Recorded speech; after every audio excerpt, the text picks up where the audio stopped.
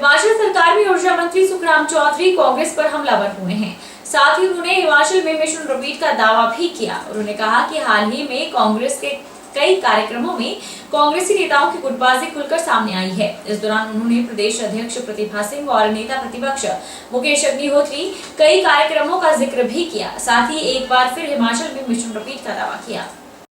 देखिए, जहां तक प्रदेश में कांग्रेस की हालत है, कांग्रेस की हालत बहुत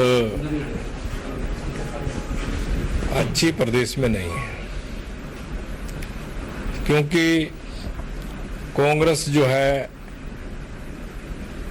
उनका जो हाउस है बहुत उसमें डिवीजन है और मुख्यमंत्री के कैंडिडेट ज्यादा हैं। आपस में आपने कई जगह देखा, मैं ज्यादा चर्चा नहीं करना चाहता। प्रतिभा सिंह जी नहान आई थी, आप लोग प्रत्यक्षदर्शी हैं किस तरह का प्रदर्शन कांग्रेस के लोगों ने यहाँ पर किया, कितनी फूट कांग्रेस के लोगों के बीच में है। और शिमला बैठक हुई, वापसी में क्या हुआ ये आप सब लोग जानते हैं। ऊना में मंच पर कांग्रेस के लोग आपस में भिड़ गए। मुकेश अग्निहोत्री जी बोलने लगे कि ऊना में कोई दिक्कत नहीं है, सिरमौर आदरणीय जयराम ठाकुर जी के नेतृत्व में आगे बढ़ रहा है और हम जिला सिरमौर से भी पांचों की पांचों सीटें जीतेंगे और सुनिश्चित रूप में भारतीय जनता पार्टी की सरकार हिमाचल प्रदेश में बनेगी। भाजपा प्रदेश मुख्य प्रवक्ता रणधीर शर्मा की नैना देवी में पत्रकार वार्ता हुई।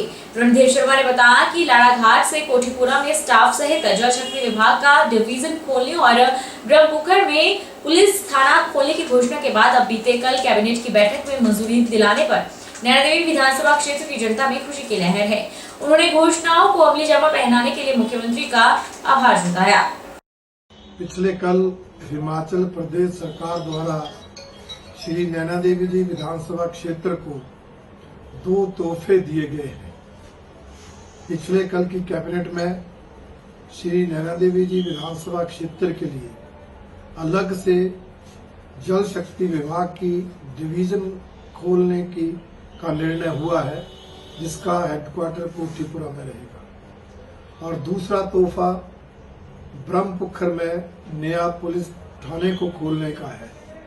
ये दोनों निर्णय पिछले कल कैबिनेट में हुए हैं और इन दोनों की घोषणाएं माननीय मुख्यमंत्री जी ने अपने नैना देवी विधानसभा क्षेत्र के दौरे के दौरान जनसभाओं में की थी। मैं इसके लिए माननीय मुख्यमंत्री जी का और जल शक्ति मंत्री ठाकुर महेंद्र सिंह जी का बहुत बहुत धन्यवाद करता हूं, आभार प्रकट करता हूं, क्योंकि पीने के पानी की समस्या हमारे इस विधानसभा क्षेत्र की प्रमुख समस्या रही।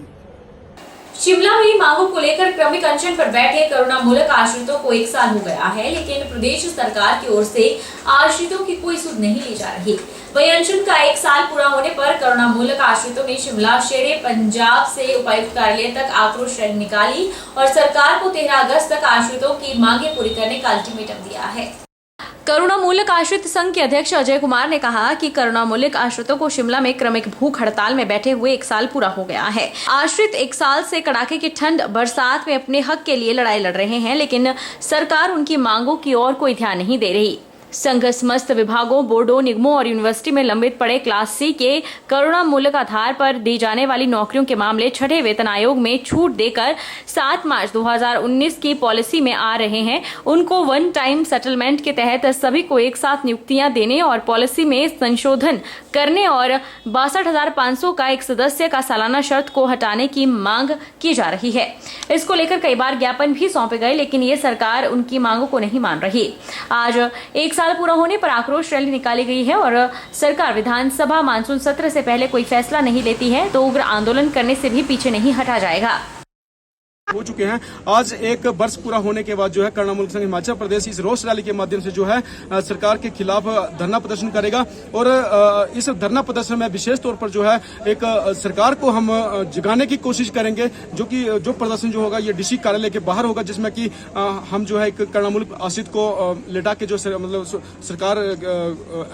सरकार मतलब सपोज करके इसको जगाने की कोशिश करेंगे, ताकि मुख्यमंत्री जी को एक वहां से एक मैसेज आए कि जो लंबे समय से 1 साल से सरकार सोई हुई है वो करुणा मुल्क परिवारों के हित में फैसला ले और आगामी कैबिनेट में जो है इससे पहले जो है करुणा मुल्क संघ के पदाधिकारियों को बुलाया जाए और जो भी हमारी मांगे हैं इन मांगों के ऊपर विचार किया जाए, ताकि आने वाली कैबिनेट में मुस्लिम परिवारों को जो है राहत मिल सके। नूरपुर उपमंडल के किसान इन दिनों फसलों पर व्हाइट फ्लाई और आर्मी फॉल के हमले से परेशान है। सब्जियों पर व्हाइट फ्लाई ने हमला किया है और धान मक्की की फसल को आर्मी फॉल से नुकसान पहुंच रहा है। प्रकृति का प्रकोप सब्जियों के ऊपर जैसे व्हाइट फ्लाई का अटैक और मक्की धान के ऊपर आर्मी फॉल का अटैक हो रहा है, तो सरकार को ये चाहिए कि वो सिर्फ अपने अधिकारियों को वहां सलाह के लिए ना भेजें, बल्कि उसका उपचार के लिए कोई दवाई फ्री नहीं तो सब्सिडी के ऊपर साथ में भेजें, ताकि वो उसका जो है बचाव हो सके। और दूसरा जो है मुख्यमंत्री खेत संरक्षण योजना, उसके ऊपर पहले जो है 90% सब्सिडी हुआ करती थी, फिर 80% हुई, आज वो जो है 45% हो गई है। उसमें भी किसान को बोलते हैं जीएसटी देनी है और ये इतने ज्यादा पैसे गरीब किसान नहीं पेमेंट कर सकता है। अगर वो सुविधा पिछली सरकारें देती हैं तो इनको भी वो देनी चाहिए। राजस्थान के बाड़मेर में भारतीय वायुसेना का MiG-21 लड़ाकू विमान दुर्घटनाग्रस्त हो गया। इस हादसे में हिमाचल प्रदेश के पायलट की मौत हुई है। मंडी जिले से संधौल का पायलट इस विमान को उड़ा रहा था। पायलट की पहचान मोहित पुत्र राम प्रकाश निवासी संधौल मंडी के रूप में हुई है। राजस्थान के बाड़मेर में भारतीय वायुसेना का MiG-21 लड़ाकू विमान दुर्घटनाग्रस्त होने से हिमाचल ने अपना बेटा खो दिया है।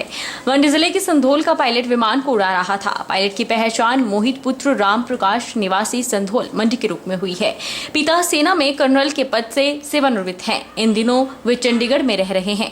मोहित 15 दिन पहले ही अपने गाँव आया था। विमान में 2 पायलट सवार थे और इस दुखद हादसे में दोनों पायलट शहीद हो गए। वहीं एडीसी मंडी जतिन लाल ने घटना की पुष्टि करते हुए दुख व्यक्त करते हुए शहीद पायलट मोहित की आत्मा की शांति की प्रार्थना की। उन्होंने जानकारी दी कि शहीद मोहित का परिवार चंडीगढ़ में ही रहता है और उन्होंने चंडीगढ़ में ही अंतिम संस्कार करने का फैसला लिया है। एडीसी ने कहा कि अगर शहीद पायलट मोहित परिवार को किसी भी मदद की जरूरत होगी तो जिला प्रशासन उनकी भरपूर मदद करेगा। आज हमारे मंडी जिला के लिए बहुत ही दुख भरी खबर हमें पता चली है कि हमारे तहसील संधौल के श्री मोहित, जो हमारे भारतीय वायुसेना में पायलट थे, उनका विमान बाड़मेर में दुर्घटनाग्रस्त हो गया और इस दुर्घटना में वह शहीद हो गए। तो सबसे पहले मैं उनके परिवार को अपनी भावभीनी श्रद्धांजलि देता हूं, उनके मोहित जी को, और उनकी फैमिली को पूरी संवेदनाएं हैं मेरी, और मैं उनको आश्वासन देता हूं कि हमारी तरफ से किसी भी तरह की कोई भी उनको मदद की ज़रूरत हो तो हम उनको मदद ज़रूर देंगे। इसके अलावा जो हमें फील्ड से जानकारी मिली है उसके मुताबिक उनका जो अंतिम संस्कार है वह चंडीगढ़ में उन्होंने, इनकी फैमिली ने करना तय किया है। अगर इसमें कुछ भी बदलाव रहेगा तो हम मीडिया के माध्यम से आप सभी को इसकी सूचना दे देंगे। तो एक बार फिर मैं श्री मोहित जी के शहीद होने पर मैं अपनी तरफ से पूरी श्रद्धांजलि अर्पित करता हूँ और उनकी फैमिली को पूरा आश्वासन देता हूँ कि हम उनके साथ खड़े हैं, हम उनकी पूरी मदद करेंगे और मेरी पूरी संवेदनाएं उनके साथ है।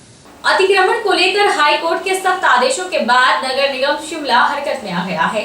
नगर निगम शिमला संयुक्त आयुक्त BR शर्मा ने टीम के साथ लोअर बाजार में दुकानों के बाहर रखे गए सामान को हटाया और दुकानदारों को दुकान के शटर और नाली से बाहर सामान न रखने की हिदायत दी।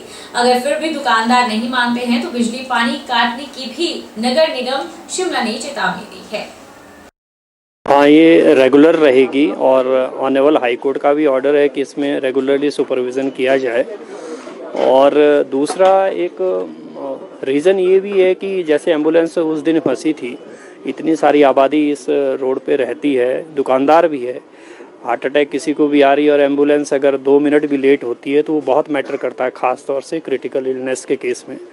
तो मेरा अनुरोध है सभी दुकानदारों से भी कि जैसा हमने कहा है कि जहाँ तक आपका शटर आता है, शटर और जो नाली है उससे पीछे आप अपना जो भी डिस्प्ले करना है प्रोडक्ट आप करें, उसमें हमारे को कोई दिक्कत नहीं है। लेकिन ये जो स्टैंड आपने बना रखे हैं और स्टैंड के ऊपर आप बाहर सामान रख लेते हैं, ये बिल्कुल गैर कानूनी है, ऐसा अलाउ नहीं होगा। और फिर से कोई इस तरह की वारदात ना हो जाए और कोई मरीज़ जो है अपनी जान इसलिए ना गंवा बैठे कि आपकी दुकानदारी की वजह से उसकी एम्बुलेंस ही आगे क्रॉस नहीं कर पाई। तो चला है छोटे से ब्रेक का, ब्रेक के बाद फौरन लौटेंगे, अब बने रहिए हमारे साथ।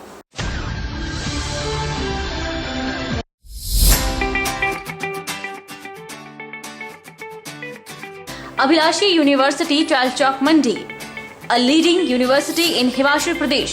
Admission open 2022-23 for BAMS, BSc MLT, BPT, BSc Honours, Agriculture, B Pharmacy, regular and lateral entry, BTech Agriculture Engineering, Integrated BA, B.Ed, BSc B.Ed, BA, BSc, Medical, Non-Medical, Master of Physiotherapy, MSc Agriculture, M Pharmacy, M Tech, Civil, Mechanical, Computer Science Engineering, full-time and part-time, MBA, full-time and part-time, MA Education, MSc Geology, D Pharmacy, Ayurveda and Allopathy, Diploma in Art and Craft, Drawing Master, Tourism Studies and Hospitality, Yoga, Medical Lab Tech, Multipurpose Health Worker Male, 2-year Veterinary Pharmacist, Training Courses and PhD in Geology, Education, Pharmacy, Management, Civil Computer Science Engineering, Scholarship Assistance available. Contact for admission